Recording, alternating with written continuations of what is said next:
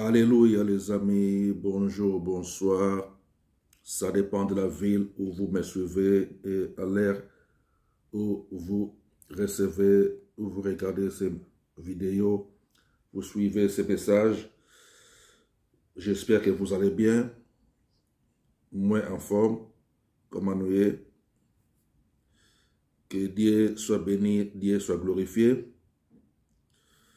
Comme d'habitude, j'aime bien de temps en temps faire quelques petites vidéos pour exhorter un peu les enfants de Dieu, ou exhorter un peu ceux qui aiment la parole de Dieu. C'est pour cela, maintenant, je vais partager un peu la parole avec vous.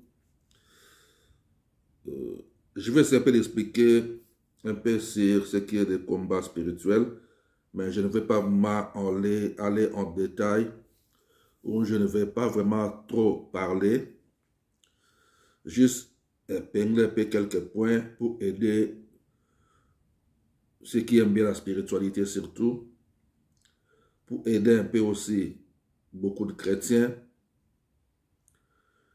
pour aider ceux qui aiment tous les jours chasser les démons, comme on dit, matin, midi, soir, parce que c'est devenu comme une routine chez beaucoup de chrétiens. C'est devenu comme un jeu, tandis que ce n'est pas un jeu. Et vous devez savoir ce que vous faites lorsque vous le faites. Donc, vous devez savoir que le combat spirituel n'est pas chasser les démons. Vous comprenez? Parce que chasser n'est pas un combat. Chasser ne signifie pas un combat. Combat, c'est autre chose. Chasser, c'est autre chose. C'est comme lorsque vous chassez quelqu'un devant vous,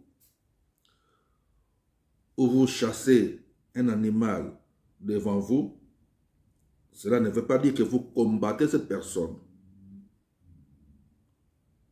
Vous comprenez? Ça devient combat lorsque il y a une résistance de la part de ceux que vous chassez. Donc, il ne veut pas partir. Là, maintenant, ça devient un combat. Donc, la personne montre aussi que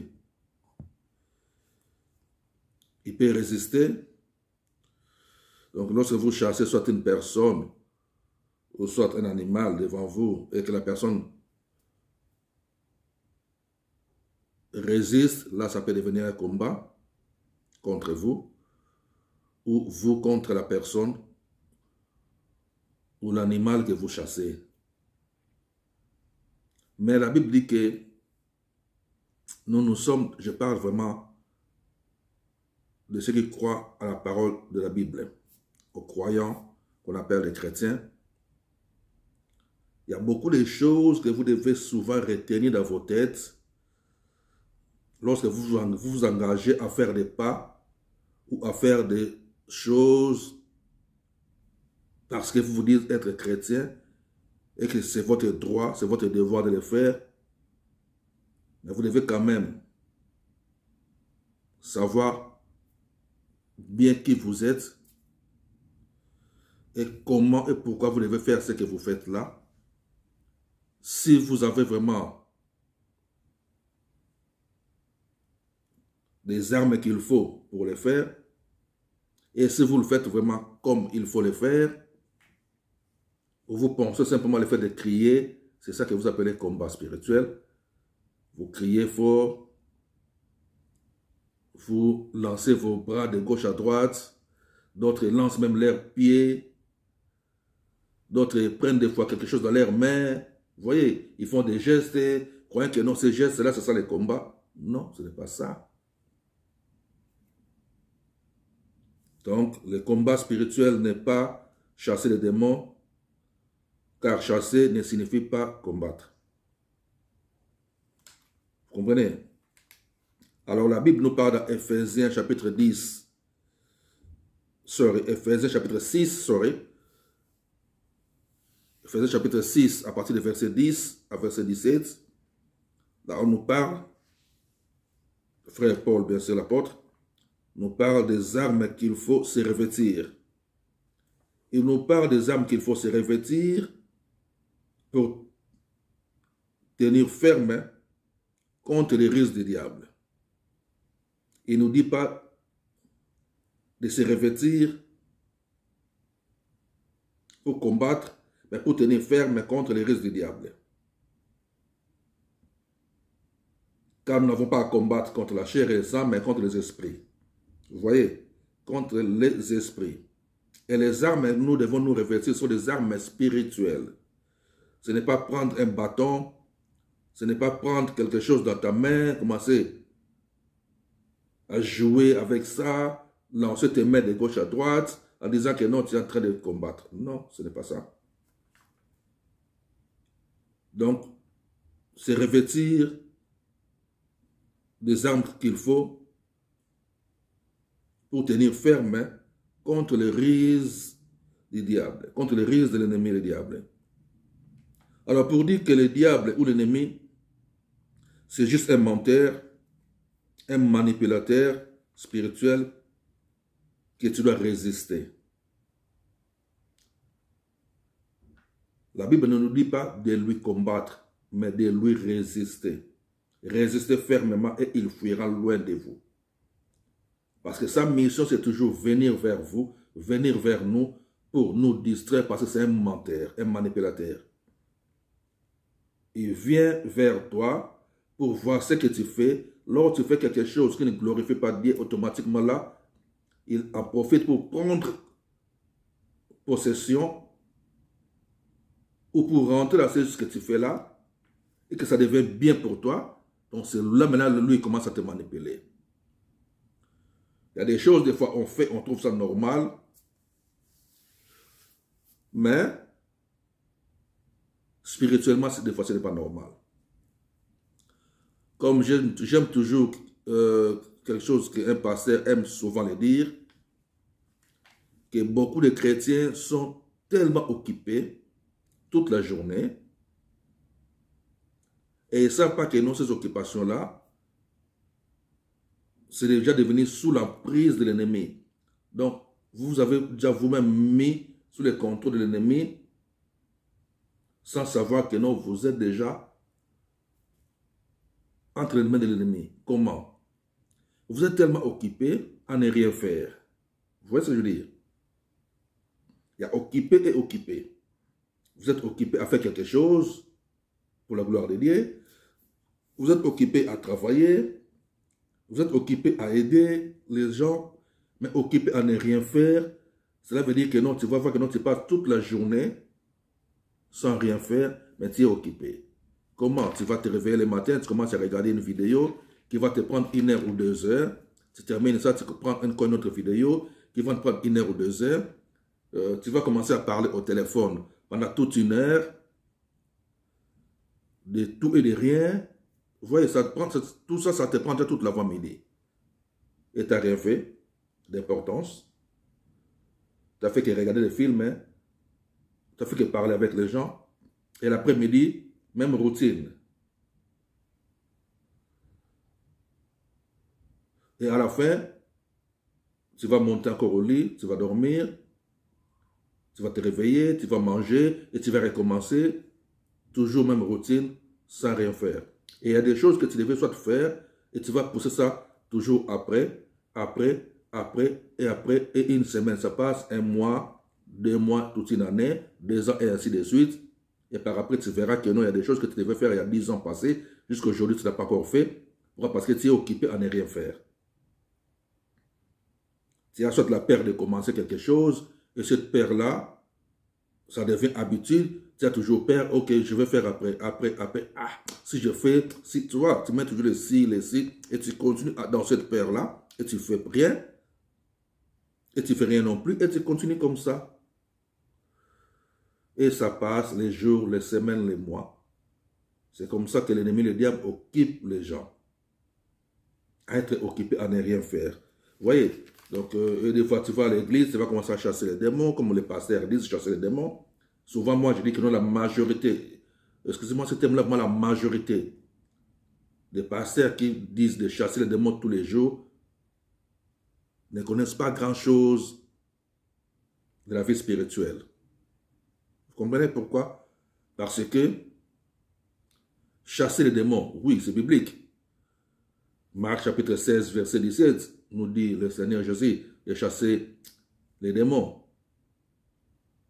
Mais lorsque vous chassez un démon aujourd'hui, admettons, nous pouvons appeler ce démon-là un chien. Vous chassez ces chiens-là aujourd'hui, vous voyez ce chien-là partir. Donc ça veut dire qu'il est parti, il n'est plus là. Et demain, quand vous recommencez encore à chasser les chiens, mais il est revenu comment? C'est parce que tous ces pasteurs-là qui ont pris comme business, comme leur moyen de s'enrichir, de vous faire tourner en rond, ne savent plus que non, maintenant, c'est les diables qui sont en train de servir. En pensant toujours qu'ils sont des serviteurs de Dieu. Et ils peuvent aussi prophétiser, chasser les démons et même aussi opérer des miracles. Mais ils ne savent pas que dans le domaine spirituel, tout ça, même l'ennemi, peuvent faire toutes ces manifestations-là. Et à la fin, il vous mettra toujours dans cette casserole-là, si je peux appeler ça comme ça, dans ces coins-là où vous aurez toujours peur et vous aurez toujours commencé à chasser les démons. Que moi j'appelle des démons interminables, des délivrances interminables. Et vous allez voir même dans vos églises, dans les bâtiments toujours, parce qu'il y a qu'une seule église, l'église du corps de Christ, qui est l'église spirituelle, l'église invisible, parce que c'est spirituel. Chacun est dans son coin, dans le monde, et nous sommes connectés spirituellement. C'est pour ça qu'on nous appelle les corps de Christ. Parce que chacun est dans son coin, chacun mène sa vie, mais nous sommes unis spirituellement. Nous formons ce qu'on appelle les corps de Christ. C'est ça l'église de Jésus. Et lui-même, le maître, Seigneur Jésus-Christ, il est la tête. Et nous, nous sommes les corps. Mais par contre, lorsque vous allez dans des bâtiments, qu'on peut appeler ça bien sûr les assemblées, où les gens peuvent se réunir, des temples où les gens peuvent se réunir pour adorer, pour glorifier, puis suivre les enseignements. Mais vous appelez ça les églises, chose qui est bizarre. Bien sûr qu'on est tous passés par là. Mais c'est ça maintenant l'erreur que je dis que non, vos soi-disant pasteurs font. Il va toujours vous laisser garder, que vous restez toujours dans cette erreur-là, et que vous ne sortez plus, et que vous ne changez pas, et que vous ne faisiez pas un pas en avant. Vous voyez ce que je veux dire? C'est comme si vous avez un enfant qui vient de naître, vous êtes un parent, vous avez mis un enfant au monde, il a commencé par prendre des biberons, comme on donne beaucoup de bébés, un peu partout dans le monde. Lors de leur naissance, on leur donne des biberons pour leur croissance. Et quelques temps après, quelques mois ou années après, l'enfant doit laisser les biberons pour commencer à manger autre chose.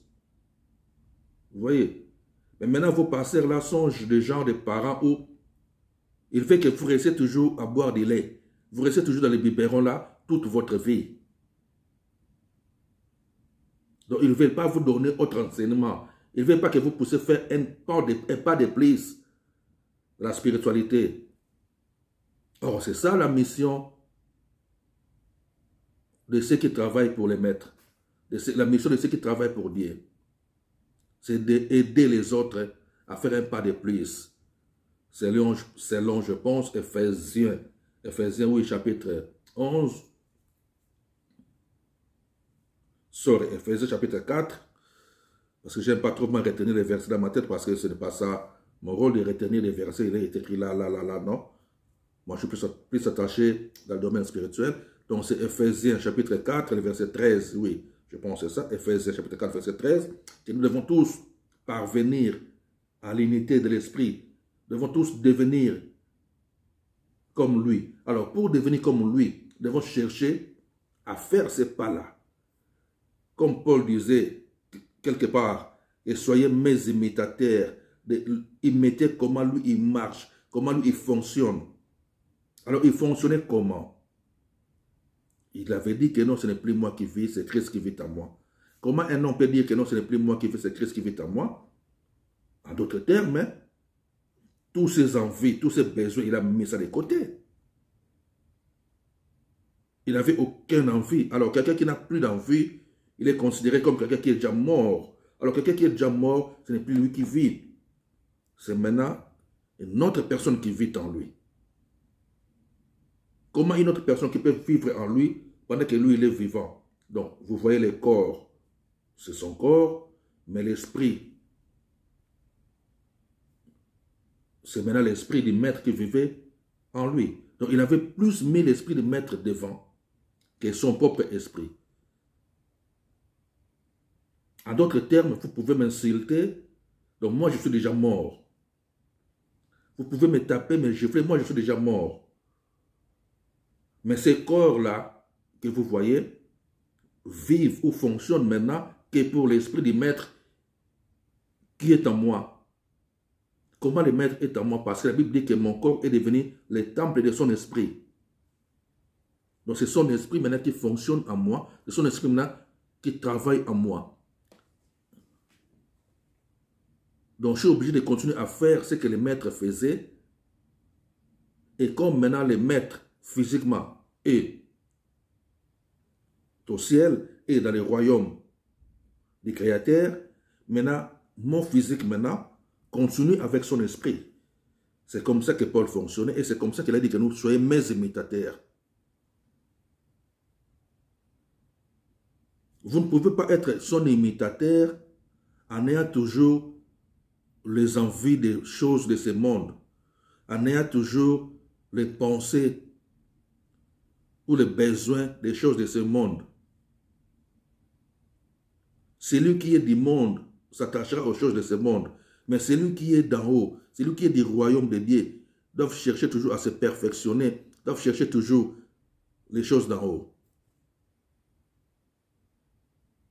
C'est pour cela que Paul toujours disait que non, à un moment donné qu'il était pressé de toute manière. Pressé pourquoi? Il voulait plus quitter son corps, quitter ses corps.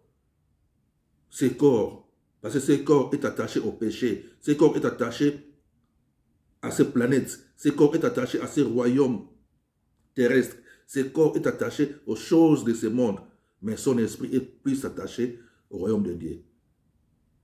Et il avait bien compris que nous sommes des esprits, mais nous vivons dans ces corps.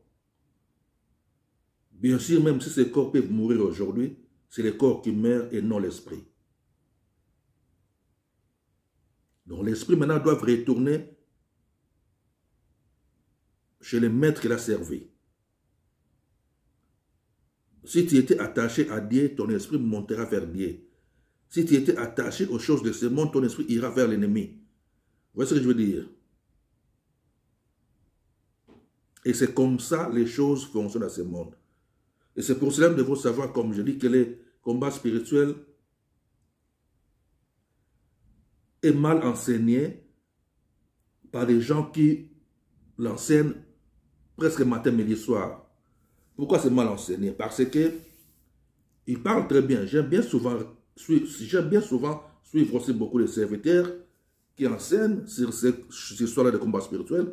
Surtout, il y en a beaucoup en Argentine, au Brésil, ils sont beaucoup là-bas. Argentine, Brésil, qui ont commencé ces histoires-là d'enseigner vraiment beaucoup sur les combats spirituels. Amérique latine en général, vous voyez ce que je veux dire. Mais par après, j'ai remarqué, mais non. Vous voyez, quand je dis non, ça veut dire quoi? Lorsque maintenant on grandit, petit à petit spirituellement, la connaissance s'augmente aussi. Et lorsque la connaissance augmente, on doit passer à autre chose. Mais si vous ne voulez pas passer à autre chose, c'est que vous ne voulez pas croître non plus. Donc vous voulez toujours stagner, rester comme des bébés spirituels. Et la Bible dit, Galates chapitre 4, verset 1er, que aussi longtemps que l'héritier est encore un enfant, ne diffère pas un esclave. Et lorsqu'on parle d'un héritier qui est encore un enfant, ce n'est pas enfant physique, dans ce corps physique. Vous pouvez avoir 50 ans, mais spirituellement, vous êtes encore un bébé. Vous pouvez avoir 60 ans, 30 ans, mais vous restez toujours un bébé. Pourquoi? Parce que vous ne voulez pas grandir. dans vos domaines spirituels, dans vos communions avec les maîtres. Parce que nous devons toujours faire un pas de plus en avant. Notre intimité avec les maîtres. Et lorsqu'on fait toujours un pas de plus, comme je dis, c'est par là que j'avais compris personnellement que, oui, j'ai chassé les démons aujourd'hui. Oui, après-demain, j'ai chassé les démons. Mais maintenant, stop. Je ne chasserai plus les démons, c'est bon. Maintenant, je dois maintenant bien voir ce que Paul nous dit dans Ephésiens chapitre 6, de résister, de tenir ferme pour résister contre les risques de l'ennemi. Pourquoi résister contre les risques de l'ennemi? Il rajoute que non, aucun malheur n'arrivera vers toi, aucun fléau n'approchera de ta tente. Donc si toi tu te tiens bien devant ton maître, tu te tiens bien devant ta marche chrétienne, donc toutes les flèches qui viendront contre toi vont tomber, ne vont pas t'atteindre, ne vont pas te toucher, parce que toi tu es focalisé à faire ce que Dieu veut que tu puisses faire. Vous voyez ce que je veux dire? Et donc lorsque maintenant on commence à avancer, on ne regarde pas l'ennemi et le diable. Même Jésus, il chassait les démons. Mais Jésus ne cherchait pas les démons. Il traçait sa route. Il faisait sa vie. Il faisait son ministère. Il faisait ce qu'il devait faire. Mais partout où il passait, l'ennemi, le diable, reconnaissait que non, en cet homme, il y a quelque chose de différent par rapport aux autres. En cet homme, il y a une puissance qui est différente par rapport aux autres, donc je dois m'incliner devant lui. Il ne doit même pas parler, il ne doit même rien dire. C'est moi-même qui dois quitter là où cet homme il est. Donc pour dire que c'est ça que nous devons chercher. Que là où je passe, que l'ennemi quitte, sans que je dise un mot. Là où je passe, que les démons tremblent, sans même que j'ouvre ma bouche. Là où je passe, que seul mon ombre puisse guérir, puisse délivrer, sans même que j'ouvre la bouche. Alors maintenant, comment arriver à ces choses-là? Tu ne vas pas demander à Dieu, non, Dieu fait de moi ça. Non, non, non, non, non. Toi, tu avances seulement, chercher à tenir toujours ferme. Vous voyez, chercher toujours à avancer, à grandir ton intimité avec le maître. Comment les grandir? Résister à tous les attentats de l'ennemi qui vient vers toi. Alors, comment l'ennemi vient te tenter? Il vient souvent te tenter par des choses que toi tu aimes, mais qui ne glorifient pas Dieu. Je peux donner un exemple juste comme ça pour donner. L'ennemi sait que non, tu aimes beaucoup, soit tu es un homme, en tant qu'un homme, que tu aimes beaucoup, soit les femmes. Et il va amener beaucoup de femmes vers toi. Pour voir si tu vas résister.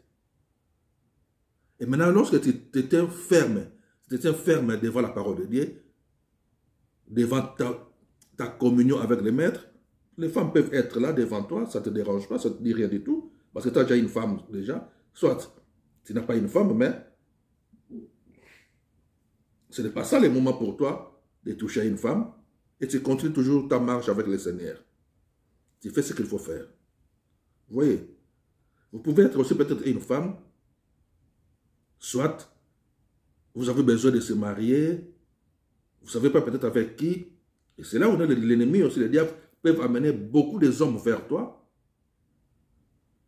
et maintenant tu vas te retrouver dans la confusion, tu ne sais pas où aller de gauche à droite. C'est là maintenant que non, l'ennemi va commencer à jouer avec toi. Tu vas tenter là, ça ne va pas marcher, 1 mois, ça ne va pas marcher là-bas, 6 mois, ça ne va pas marcher là-bas, 3 mois, vous voyez. Et du coup, tu vas perdre ta vie de prière, tu vas perdre ton intimité avec les maîtres, donc tu commences maintenant à fonctionner selon toi. Et lorsqu'une personne commence à fonctionner selon lui, vous allez voir que non, toute la connaissance qui sortira de lui, ça sera que des connaissances intellects. Et c'est quoi la connaissance intellect? C'est qu'il a bien étudié, bien lu, bien noté avec des versets. Vous voyez, il est écrit dans tel verset, c'est pour ça que moi je ne retiens pas les versets, les amis. Moi, j'aime bien la Bible, je lis la Bible, mais je ne retiens pas les versets parce que je n'ai pas le temps de retenir les versets. Parce que je cherche la spiritualité, je cherche l'intimité avec les maîtres. Parce que tous les versets là, ce sont des hommes qui ont noté pour faire la différence, pour séparer un point à un autre. Vous voyez? Il n'y a pas la spiritualité dans les versets, mais il y a la communion spirituelle dans la parole. Je ne sais pas si vous voyez, comprenez la différence. Il n'y a pas l'intimité avec Dieu dans les versets, mais il y a la communion avec Dieu dans la parole. Plus vous lisez la parole de Dieu, plus vous vous familiarisez avec la parole de Dieu, vous vous attachez aussi avec Dieu. Mais plus vous cherchez seulement qu'il est écrit dans Jean, chapitre machin, dans, je ne sais pas, Romains, dans Luc, dans Habakkuk, là, c'est l'intellect qui joue et non la spiritualité.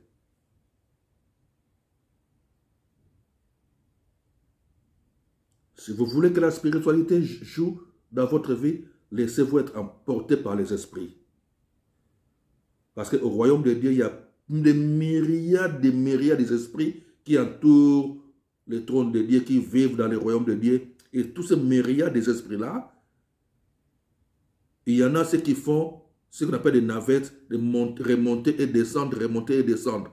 J'ai vu les anges monter et descendre, monter et descendre. Ils sont là pour communiquer avec ceux qui ont besoin de Dieu de cette planète. Vous comprenez? Et tous ces esprits-là, lorsqu'ils viennent, automatiquement, on les appelle les anges. Cette exhortation que je vous fais maintenant,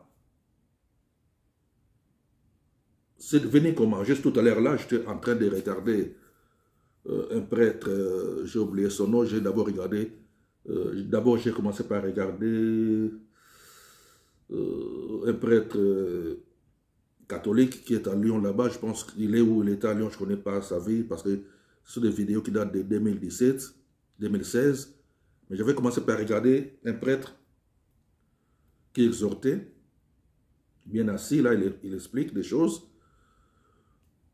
Après lui, maintenant, notre vidéo a suivi, de notre prêtre aussi. Du coup, l'esprit commence à me parler. J'ai mis d'abord pause. Je me pose. Comme j'aime toujours dire, il faut être comme Habakkuk.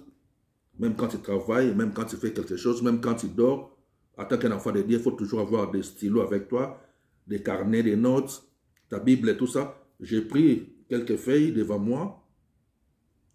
J'ai commencé maintenant à noter ce qui venait en esprit, ce que j'essaie de vous transmettre. En même temps, je rajoute aussi ce qui vient maintenant à l'instant même. Et j'ai commencé à noter. J'ai commencé à noter. Dès que je dis non, cette pause-là, j'ai mis, ça ne sert à rien. J'ai carrément fermé la télévision. J'ai fermé les fenêtres. Je ne voulais écouter aucun son. Donc, je voulais moi silence absolu.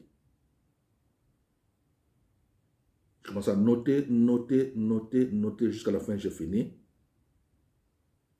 Et quand j'ai fini maintenant, par après, donc, j'ai dit gloire à Dieu. J'ai mis ça de côté, donc, j'ai commencé à faire autre chose que je devais faire, d'autres choses que je devais faire.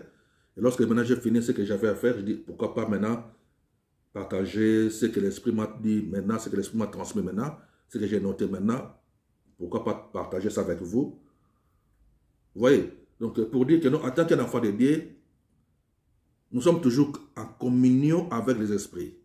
Parce que la Bible dit que non, nous aussi, lorsqu'on accepte Seigneur Jésus comme notre Seigneur et Sauveur, automatiquement, nous ne sommes plus des citoyens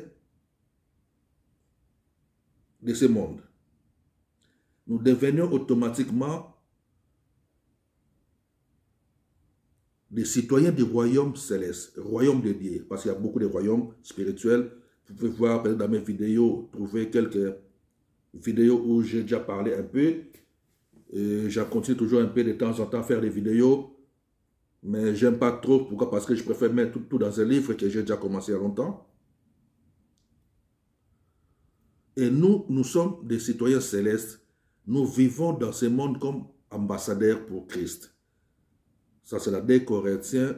On explique ça un peu, la 2 Corinthiens, chapitre 5, à partir du verset 17 au verset 20. que nous sommes de nouvelles créatures, nous sommes ambassadeurs pour Christ. Alors lorsque nous sommes de nouvelles créatures, automatiquement, nous ne sommes plus de ce monde.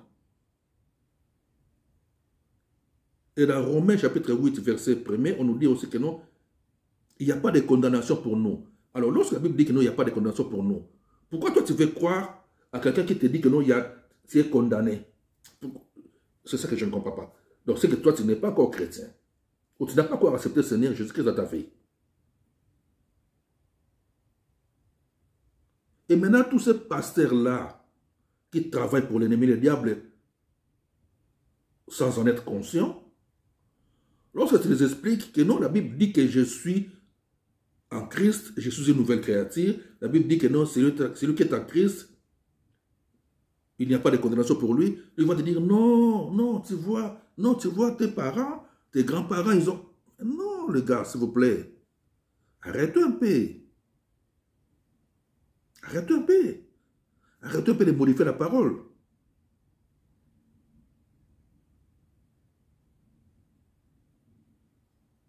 Il faut rester à ce qui est écrit et transmettre ce que l'Esprit te donne. Et non commencer à dire que non, tu vois, les parents de Moïse, les parents de Josué, les parents de je ne sais pas qui là. Non.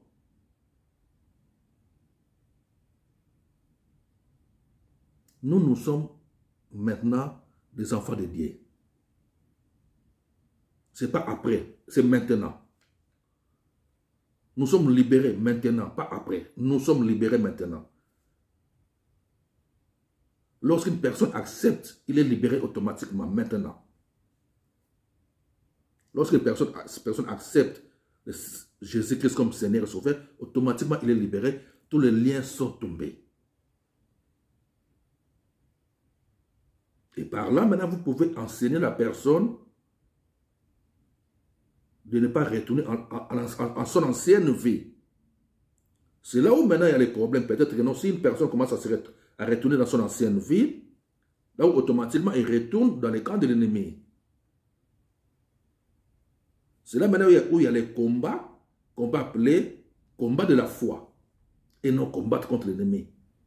C'est combat de la foi où tu dois maintenant se tenir ferme pour ne pas que non, tu tombes encore, pour ne pas retourner encore aux choses anciennes. Pour que tu marches maintenant en tant que citoyen céleste, en tant que quelqu'un de nouveau. Vous comprenez? C'est là où nous sommes.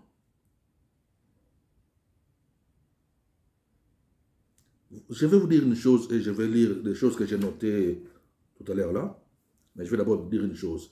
Vous savez, lorsque on met un enfant dans ce monde-là, physique, moi j'ai des enfants, je suis parent, l'enfant est d'abord un bébé, après, en tant que bébé, il va commencer la maternelle, ou ici en Europe, souvent c'est la crèche d'abord, la crèche, après maternelle, primaire, secondaire, université, et après tout ce que l'enfant veut faire pour son avenir. Vous voyez ce que je veux dire? Et tout ça pour commencer les maternelles, monter tout ça, ce sont des connaissances qu'on accumule, ce sont des connaissances. Alors, toutes ces connaissances-là, des domaines spirituels, de chasser les démons, tout ça, chasser les démons bien sûr, de résister à l'ennemi, c'est un peu comme des choses qu'on peut dire comme maternelle, ça. Vous voyez, pourquoi maternelle? Parce qu'il y a un enfant qui est dans la maternelle, ils savent que jouer, ils peuvent tomber, après il va se relever, il va pleurer, après il va continuer à jouer. Mais lorsqu'il rentre maintenant à primaire, il va commencer maintenant, dans sa propre conscience, à faire attention à ce qu'il joue, à comment il joue. Il ne veut pas que ça se salire trop non plus, parce que la maison, c'est peut-être qu'on va crier sur lui, pourquoi est-ce que ça salit beaucoup comme ça? Vous voyez, tout ça. C'est pareil aussi de la spiritualité.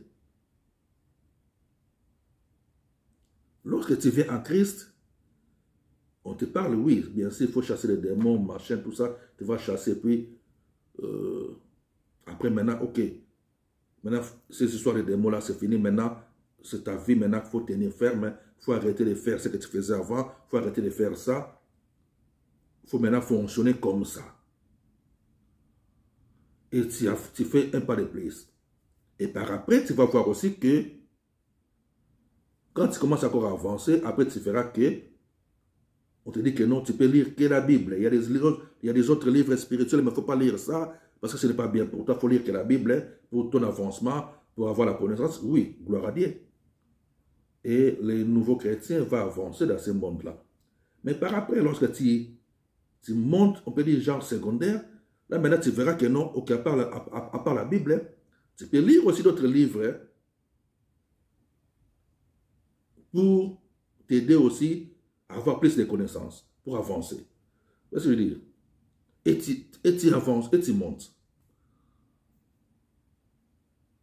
Et tu verras que non, on te dit non, il ne faut pas partager avec les gens des autres religions la parole de Dieu. Il ne faut pas soit chercher à savoir comment ça... Tout ça pour te prévenir que non, là-bas, il faut faire attention, Mais tu peux arriver à un niveau où maintenant tu seras guidé par l'Esprit lui-même de Dieu. L'Esprit de Dieu lui-même te dit que non, oui, là c'est comme ça, c'est comme ça. Tu peux partager avec eux, tu peux parler avec eux. Mais ta position est ça. C'est pour ça que vous voyez que dans la Bible, que non, Daniel était toujours avec d'autres magiciens. Mais Daniel était toujours supérieur. Il était toujours mis à la tête de tous ces groupes-là, des autres magiciens. C'est pour ça que vous voyez aussi Aaron et Moïse devant Pharaon. Il y a eu beaucoup de magiciens aussi. Ils ont fait tout ce qu'ils pouvaient faire, ou ils pouvaient faire.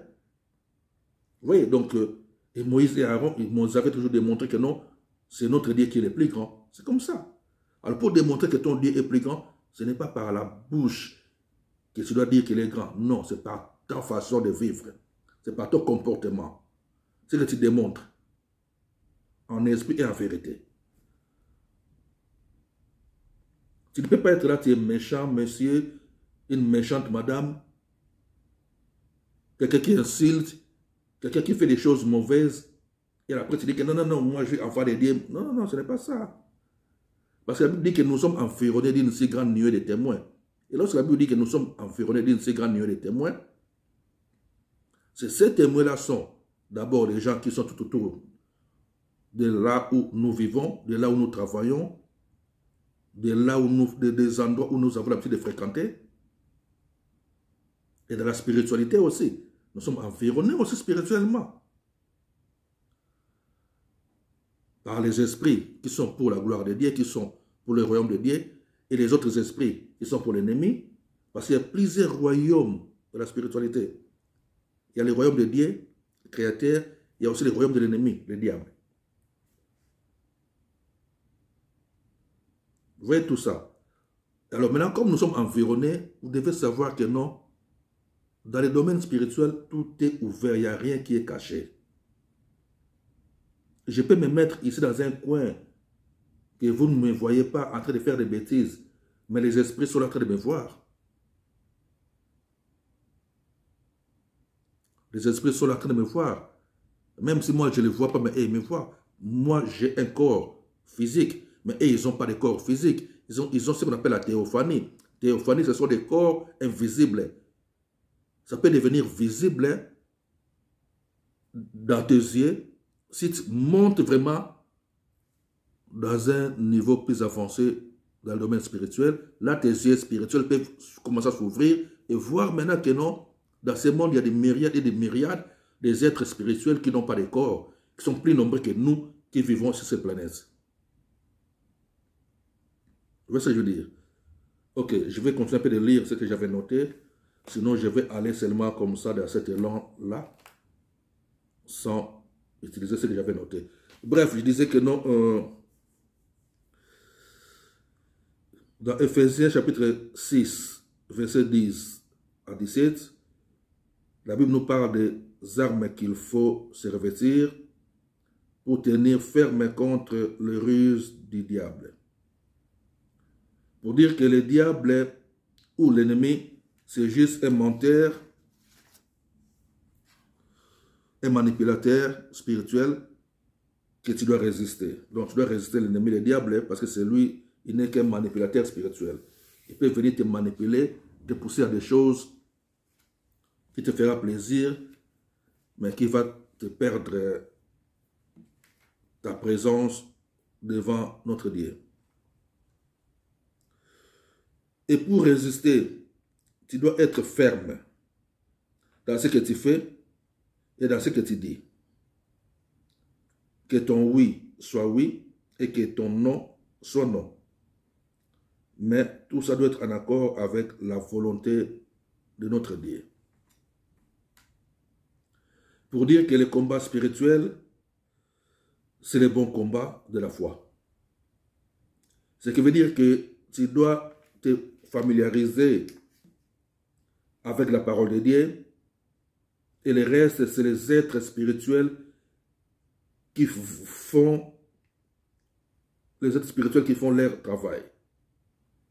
Donc les êtres spirituels, comme je dis, qui sont pour Dieu, qui feront leur travail. Et il y a aussi les êtres spirituels pour l'ennemi et le diable, qui font leur travail aussi de nous distraire. Vous voyez ce que je dis? Donc tout ça, quoi. Car il y a plusieurs niveaux célestes que je ne vais pas expliquer maintenant. Donc il y a plusieurs niveaux célestes. Donc en tant que chrétien, on a l'habitude de parler de 3 niveaux. Donc de 3 ciels, on peut dire. On parle de 3 ciels. Premier ciel, deuxième ciel, troisième ciel. Mais il y en a plusieurs niveaux. Donc ce n'est pas là que je vais expliquer ça maintenant. Donc je peux expliquer dans d'autres enseignements, dans d'autres exhortations, je peux peut-être en expliquer. Ou pour ceux qui auront la chance un jour de lire le livre que je vais publier. Donc vous allez lire ou voir peut-être d'autres niveaux. Mais nous avons l'habitude de dire que non, il y a 3 niveaux. Et le royaume de Dieu, c'est le 3e niveau. C'est ce qu'on dit. Mais le combat contre les agents du diable ou les anges déchus, ça se passe au 2e ciel. Parce que le trône du Créateur est dans un autre ciel supérieur de là où il y a le combat, où le combat ça se passe. Donc pour dire que le combat ça ne se passe pas sur cette planète Terre, ce que vous faites dans les salles là, bougez vos mains, machin, tout ça, comme si tu étais en train de se battre avec le mire, au nom de Jésus, je sais pas quoi là. Tchou, tchou, c'est pas ça. Ok, donc le royaume de Dieu est dans un autre ciel supérieur de là où ça se passe les combats spirituels. Et c'est là que Dieu prenne les décisions aussi. Et pour que cela nous arrive, les décisions que Dieu prenne pour nous, pour que cela nous arrive, il y a ce qu'on appelle des blocages dans ce niveau de combat spirituel. On peut dire dans le 2e niveau. Ou ça peut même être dévié ici sur cette planète. Donc, tu peux même aussi prier, tu peux même aussi demander quelque chose. Et ça peut être envoyé spirituellement vers Dieu, vers toi. Comme la Bible nous dit que non, lorsque nous prions, lorsque nous prions, devons croire que Dieu nous a exaucés automatiquement. Mais lorsque ça arrive maintenant, soit c'est bloqué au niveau du 2e ciel, là où ça se passe les combats spirituels, ou soit ça peut arriver ici, mais c'est dévié par d'autres êtres spirituels qui sont sur cette planète Terre et qui peuvent voir aussi des choses spirituelles et qui volent les bénédictions des autres, qui volent les chances des autres, qui volent beaucoup de choses spirituellement. Vous voyez ce que je veux dire? Donc vous connaissez l'histoire de la naissance de Jésus et la présence des mages qui ont vu de loin son étoile. Et Hérode le roi qui voulait que les mages acceptent sa proposition de revenir vers lui après avoir vu l'enfant. Donc il y a eu des mages qui ont vu l'étoile de Jésus de loin, dans une autre contrée, on peut dire dans une autre contrée de la planète, et ils ont suivi cette étoile-là, là où il y a eu la naissance. Et avant qu'ils arrivent, ils sont passés par Hérode, parce que Hérode, c'était un roi ou les dirigeants de cet endroit-là, de ces lieux-là, de ces zones-là. Et c'est là que le roi Hérode leur avait demandé que non, après, quand ils vont voir l'enfant, qu'ils puissent revenir vers lui pour l'informer, comme ça lui aussi, il va aller offrir quelque chose à l'enfant. Mais c'était pour lui permettre de tirer vers lui. Donc, la mission d'Hérode, spirituellement, c'était de tirer vers lui l'éclat de l'étoile de Jésus. Pour que cette étoile-là puisse ne pas briller chez l'enfant, mais puisse briller chez lui. Donc pour dire que non, il y a des personnes aussi qui peuvent, ici sur cette planète, qui ont cette capacité, cette puissance-là spirituelle, de dévier l'étoile d'une personne, donc l'éclat de l'étoile d'une personne, que ça ne puisse pas briller chez toi, mais ça va briller chez quelqu'un d'autre. Donc, toutes tes bénédictions maintenant, ça va commencer à passer chez une autre personne. Comme les voleurs qui font dans ce monde, où je peux vous raconter une histoire, quelque chose qui m'est arrivé, juste là on est en 2022, quelque chose qui m'est arrivé il n'y a pas longtemps, là, donc au mois d'avril, mars, tout ça, mars, avril, oui. Des escrocs qui ont pris mon identité et ils ont fait de sorte que tous mes courriers ou des choses que je peux soit commander ou acheter, ou et ils ont commandé à mon nom, donc tout ça peut commencer à aller maintenant dans une autre adresse. Donc j'étais chez moi, je suis resté pendant un mois, je vois que dans ma boîte aux lettres, il n'y a rien qui rentre, je ne comprends pas même un courrier normal comme ça, il n'y a rien, j'ai compris, mais qu'est-ce qui se passe là? Après j'ai rencontré le facteur de la personne qui dépose les courriers.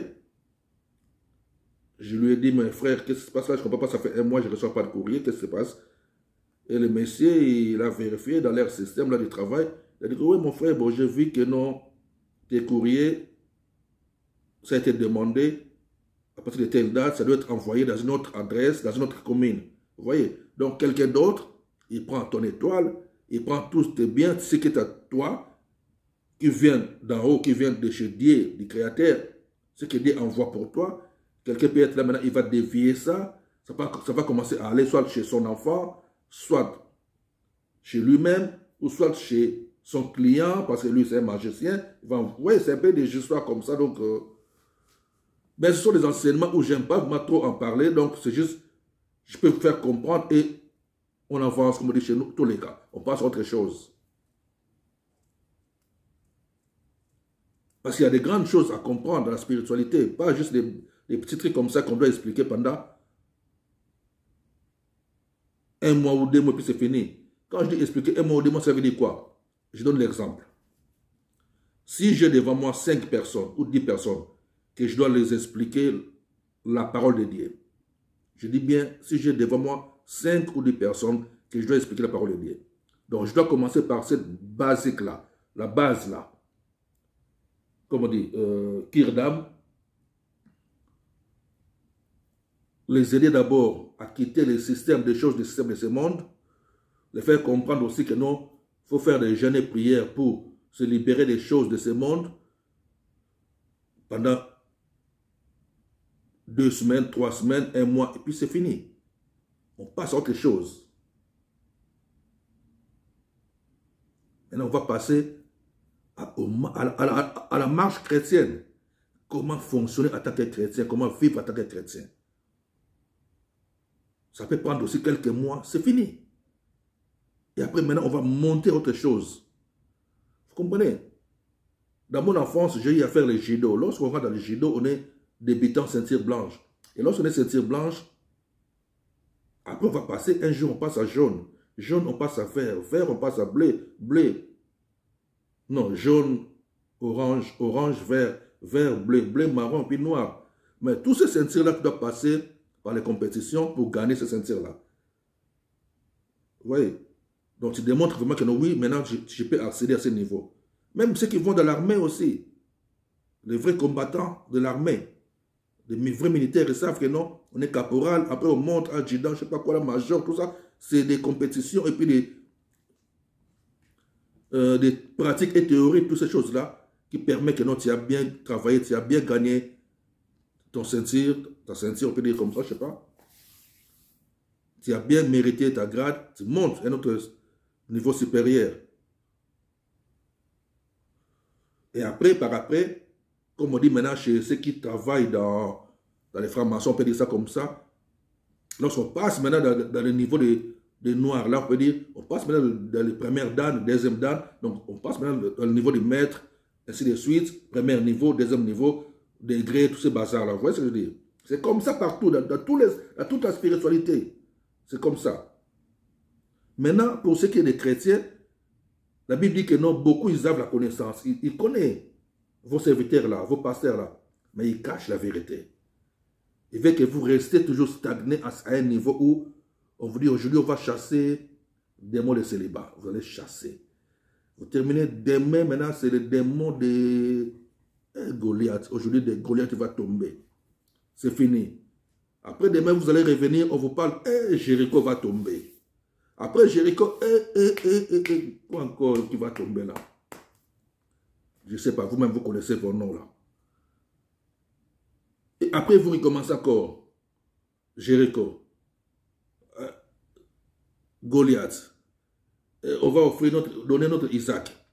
Votre Isaac là c'est l'argent, c'est ça. Jésus. Vous allez donner notre Isaac. Et notre je ne sais pas quoi là. Il joue avec vous. Et vous tournez toujours là. Tournez toujours là. Et vous allez continuer à lui donner l'argent. Et lui il achète tout ce qu'il a besoin. Et vous, ni intérêt qu'il change.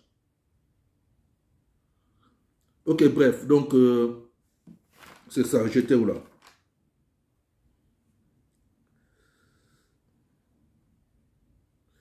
Donc, je disais que le combat spirituel, ça se passe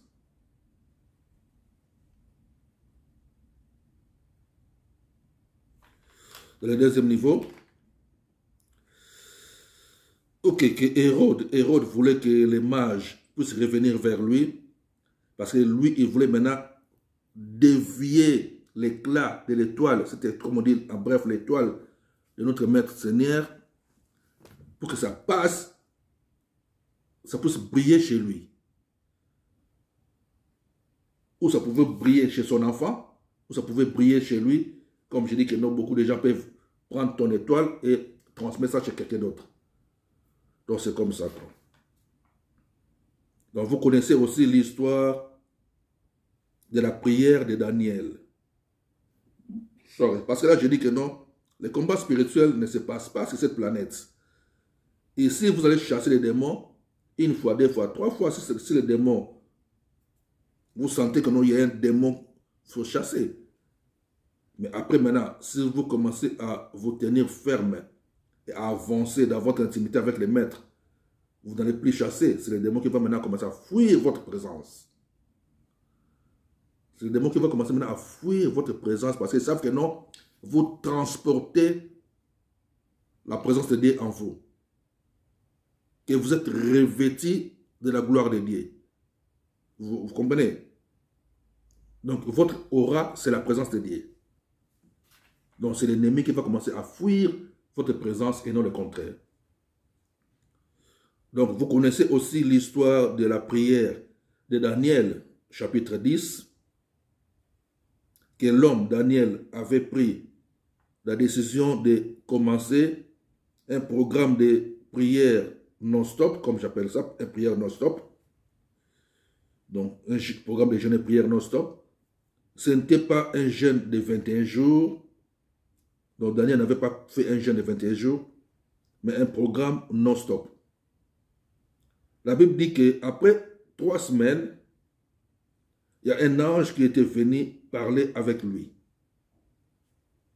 Donc après 3 semaines de prière, de jeûne et prière de Daniel, Après 3 semaines, c'est là que un ange maintenant est venu. Vous voyez, ce n'est pas que notre Daniel voulait faire 3 semaines, non. Il a commencé son programme de jeûne et prière suite au problème qu'il avait, suite au problème que son peuple avait. Et c'est après 3 semaines que l'ange est venu. Donc à partir de ces programmes de Daniel, on voit et on comprend beaucoup de choses maintenant dans son programme-là. Donc on voit et on comprend beaucoup de choses. La première des choses est que lorsque tu t'engages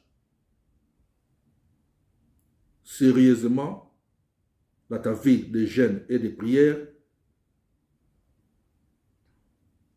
donc tu peux facilement communiquer avec les anges. Lorsque tu t'engages sérieusement dans ta vie de jeûne et prière, tu peux facilement communiquer avec les anges.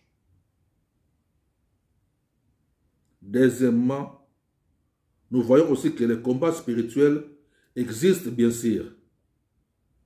Mais le combat spirituel, nous voyons qu'il n'est pas donné à tout le monde. Parce que là, c'est les anges qui ont combattu pour Daniel. C'est les anges qui ont combattu pour Daniel. Ce n'est pas Daniel. Ce n'est pas Daniel. Oh. It is not Daniel. Oh. Let me say it like that. Ce n'est pas Daniel. Daniel, il a juste commencé son programme de jeûne et prière. Pour ce qui s'est passé, pour des choses qui se passaient avec son peuple. Il implorait Dieu. Il demandait la faveur de Dieu. Il demandait la miséricorde de Dieu. Il invoquait, il priait. Il n'a pas chassé les démons. Lui, il a juste commencé son programme de prier, d'adorer, de louer. Et 3 semaines après, un ange est venu. Les amis, là, je vais expliquer encore une chose. Vous savez, ça m'est arrivé à plusieurs fois de communiquer avec les anges. Même moi-même, des fois, au début, ça me faisait peur. Lorsque je ne savais pas encore. Lorsque je ne comprenais pas encore. Lorsque je me suis vraiment engagé, parce que j'ai commencé ma vie chrétienne dès mon enfance. Donc j'ai eu ce qu'on appelle le baptême des bébés là, hein, des bébés qu'on donne chez les catholiques. J'ai eu ça, je pense, vers 71, 71 ou un peu plus, je ne sais pas. C'est ma mère qui me l'avait dit. Je pense qu'on était peut-être des bébés tous, des enfants, des petits-enfants, à l'église Saint-François de Kitambo, qui est juste à côté de Kitambo, la Kinshasa, ville de Kinshasa, l'église Saint-François, qui est juste à côté du stade Vélodrome. Mais comme chez ma maman, on m'a amené chez elle pour passer du temps avec elle, même quelques mois ou quelques jours, ça peut arriver. Bon, je me souviens qu'au vers 71 à 71, ma mère avait des plâtres dans les jambes. Je ne sais pas comment ça s'est passé. Soit ça s'est passé en 72 ou après, je ne sais pas. Mais on a eu ces baptêmes-là, moi et mon petit frère, à l'église Saint-François. Mais comme je vivais maintenant dans la commune de Kasavubu, toujours dans cette ville de Kinshasa-là, depuis mon enfance, comme mon père biologique, bien sûr, il est mort, j'avais presque 6 mois, même pas encore 6 mois. Mais on ne me disait pas ça, donc je vivais seulement, j'étais des fois chez ma maman, des fois je devais être chez la famille de mon père, dans cette autre commune-là, dans une autre commune, c'est Kasavubu. Et maintenant, lorsque maintenant j'ai commencé maintenant à aller à l'école avec les amis, donc 6 ans, 7 ans, 8 ans, tout ça après, j'étais devenu un accro à l'église catholique et je ne manquais pas. Vers 77, donc 77. Bien sûr, avant, on allait tous, au groupe des amis, des familles, tous on allait dans cette église-là, Christ est roi. Et maintenant, par après, je pense vers l'âge de 9, 10 ans ou 11 ans, je suis commencé maintenant à aller tout seul. Bien sûr, j'ai rencontré des amis là-bas, on se croisait là-bas. C'est comme si c'était devenu un lieu où on devait se rencontrer tous les dimanches matin, ou soit les samedis soirs, parce que chez les catholiques, il y a ce qu'on appelle les messes. Il y a des messes du soir, soit de matin, tout ça, et on ne manquait pas ça. Donc j'étais vraiment accro à ces histoires-là d'aller dans les messes et des prières, tout ça. Et c'est passé comme ça jusqu'à maintenant, vers 1985, maintenant j'ai commencé à aller dans ce qu'on appelle des groupes de prière, de temps en temps, pas tout le temps, bien sûr, de temps en temps. Et bon, j'ai expliqué un peu ça dans une vidéo aussi, j'ai fait concernant mon parcours spirituel aussi, que je n'ai même pas encore terminé, j'avais juste dit un peu, je vais continuer après, lorsque j'aurai le temps de faire ça. Bon, bref, maintenant, arrivé vers 1998, donc 98, là maintenant, vraiment, j'ai commencé à s'engager à servir. 98, donc 98.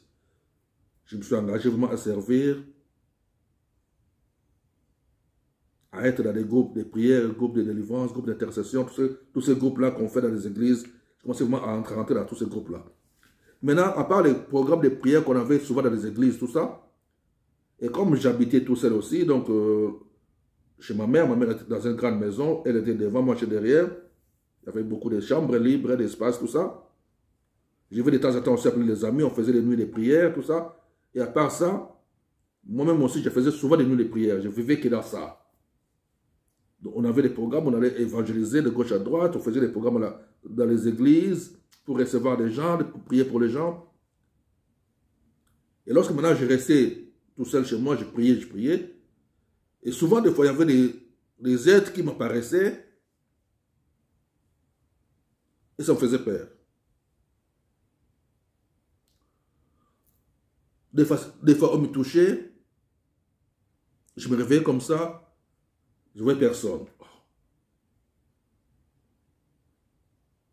Et bon, ça continuait comme ça. Vous voyez, pour dire que non, les anges sont là, on ne les voit pas.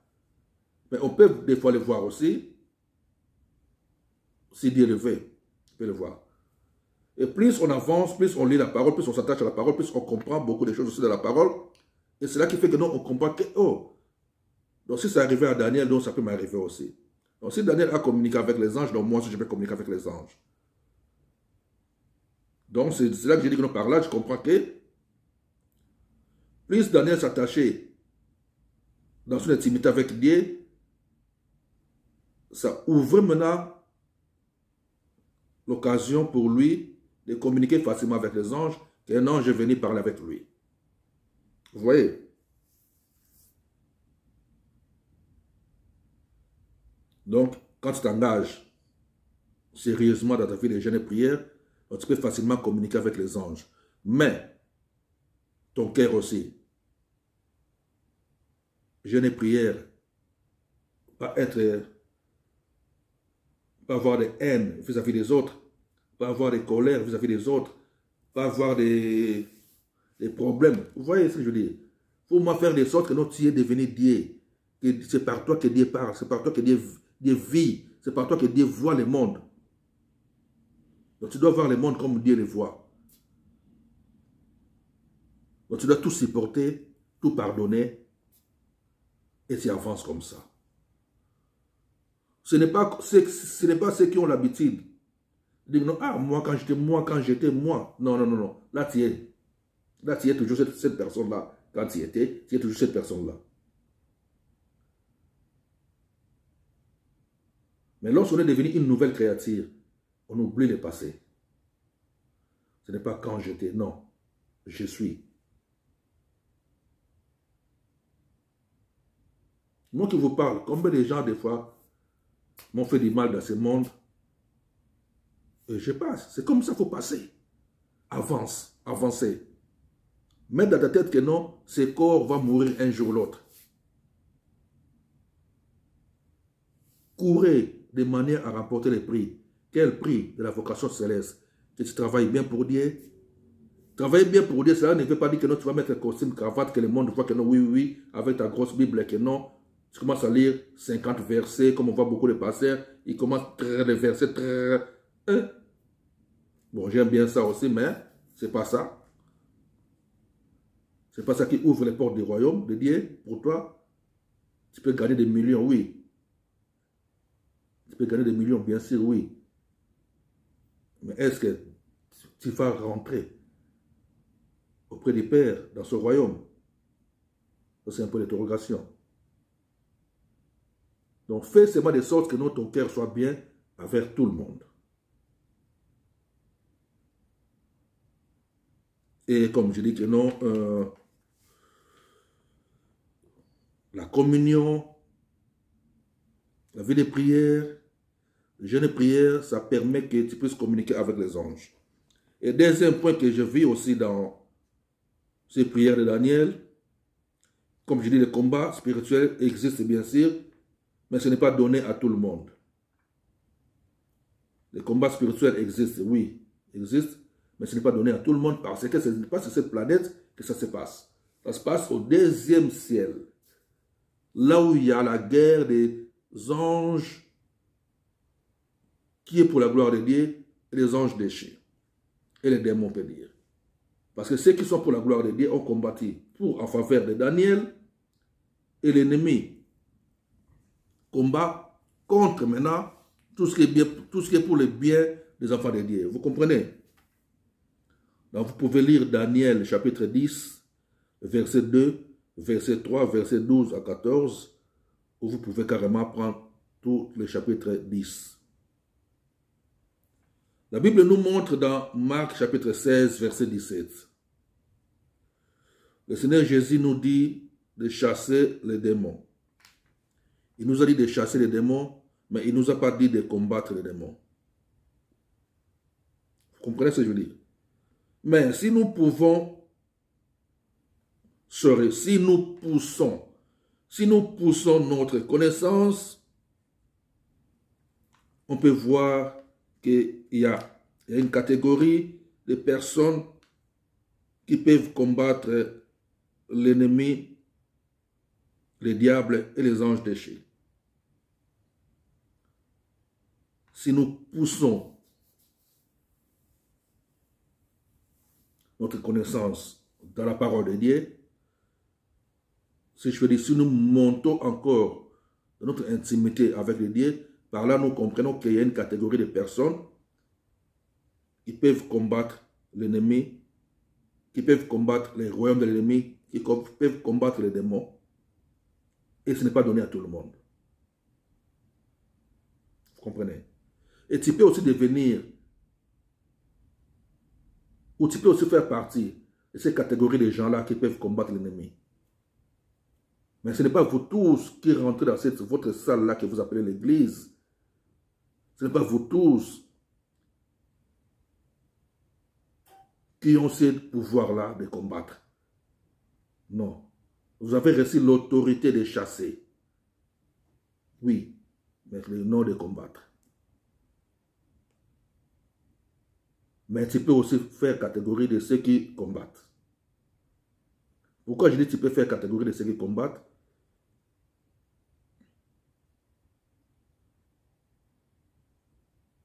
Parce que, je répète que nous pouvons tous chasser les démons, mais c'est aussi dangereux. Même cette histoire de chasser là, ce n'est pas seulement chasser. Il faut toujours vérifier ta position vis-à-vis de Dieu.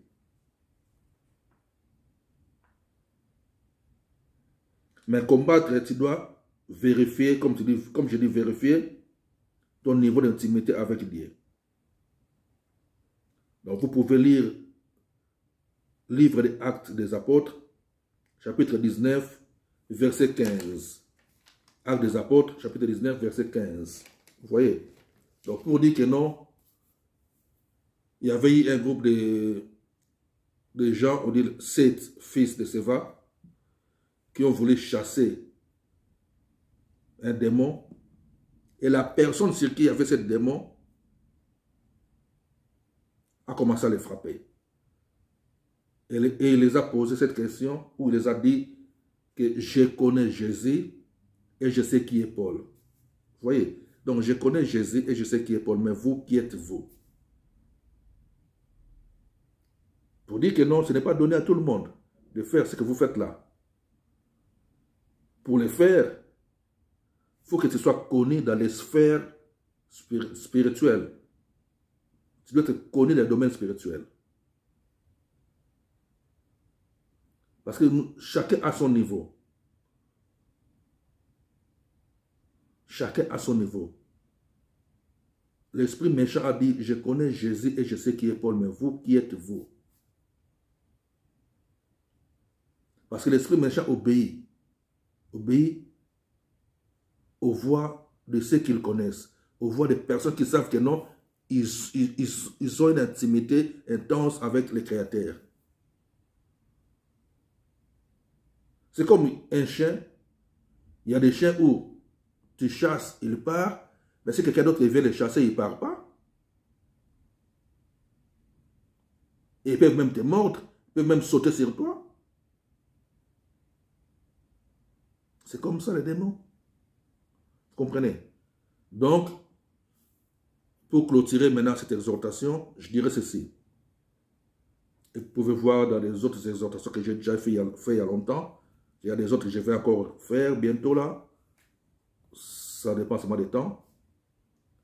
Mais dans cette catégorie de gens-là qui peuvent chasser ou combattre, surtout combattre, comme les combats sur le domaine spirituel dans le deuxième niveau, ces catégories de personnes-là, ce n'est pas donné à tout le monde, comme je dis bien ces catégories de personnes-là, moi je les appelle, bien sûr, à part les anges qui ont combattu pour Daniel et qui combattent pour nous aussi, parce que ce sont toujours les mêmes anges, et tous leurs bataillons des anges qui travaillent pour Dieu, ils sont là pour nous. Nous avons tous ces anges-là qui sont pour le royaume de Dieu. Parce que lorsqu'on parle des anges, en vrai, ce n'est pas que les anges, c'est en bref, on peut dire que c'est des esprits pour la gloire de Dieu. C'est des esprits qui fonctionnent avec Dieu, pour Dieu, dans ce royaume. Et lorsqu'ils viennent vers nous en mission, on les appelle les anges. Vous comprenez?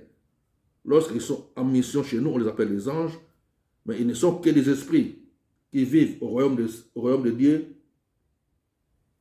et ils sont des myriades et des myriades.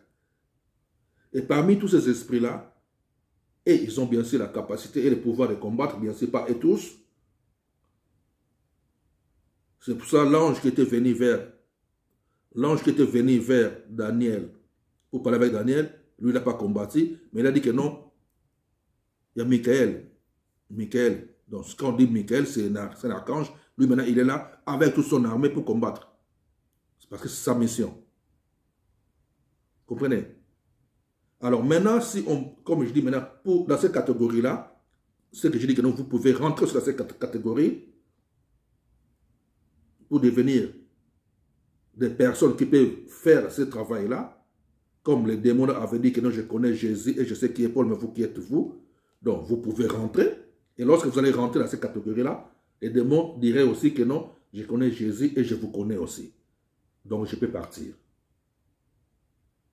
Donc je connais Jésus et je vous connais aussi. Il a dit que non, je connais Jésus et je sais qui est Paul, mais vous qui êtes-vous? Donc maintenant, vous devez vous identifier dans les sphères spirituelles qui vous êtes pour que les démons obéissent. Bien sûr que nous, les démons ne peuvent pas nous poser des questions, parce qu'on est là pour les chasser. Mais ils doivent te poser des questions s'ils ne te connaissent pas. Si tu te connais, il obéit, il va directement obéir. S'il te connaît, il va obéir directement. Si le démon te pose des questions, c'est qu'il ne te connaît pas. Et il veut maintenant jouer avec toi. Vous comprenez? Alors maintenant, ceux qui sont dans ces catégories-là, moi je les appelle les anges terrestres. Donc les anges terrestres, dans la Bible, vous pouvez le voir dans Apocalypse chapitre 4, on parle des anges terrestres, où la Bible nous parle des 7 lettres aux anges, aux églises, quoi. Écrit à l'ange de l'église de Thyatire, écrit à l'ange de l'église, ainsi de suite. Toutes ces églises-là, je pense que ça a commencé à partir du chapitre 4. C'est dans l'Apocalypse. Donc ces anges-là, c'était des humains comme toi et moi, des gens qui vivent sur cette planète Terre. Mais c'est eux qui dirigeaient les églises comme des bâtiments. Vous comprenez que c'était des églises comme des bâtiments? Ou on peut dire, c'était pas des bâtiments, sorry, mais c'était les groupes de gens qui se rassemblaient au nom de Dieu dans des villes en villes. Et tous ces gens-là qui dirigeaient tous ces mouvements-là, tous ces groupes-là, des personnes qui se rassemblaient au nom de Dieu, sont des responsables des églises-là et sont appelés des anges. Anges de Thyatire, dont le responsable de l'église de Thyatire, comme vous pouvez être responsable de là où vous êtes un ange de là où vous êtes. Et lorsque on représente Dieu, donc les gens doivent voir Dieu en toi. Donc c'est un peu ça. Que Dieu soit glorifié, que Dieu nous aide et que la connaissance puisse s'augmenter encore en nous pour la gloire de Dieu et que nous continuons à travailler ensemble pour la gloire de Dieu. Que Dieu vous bénisse.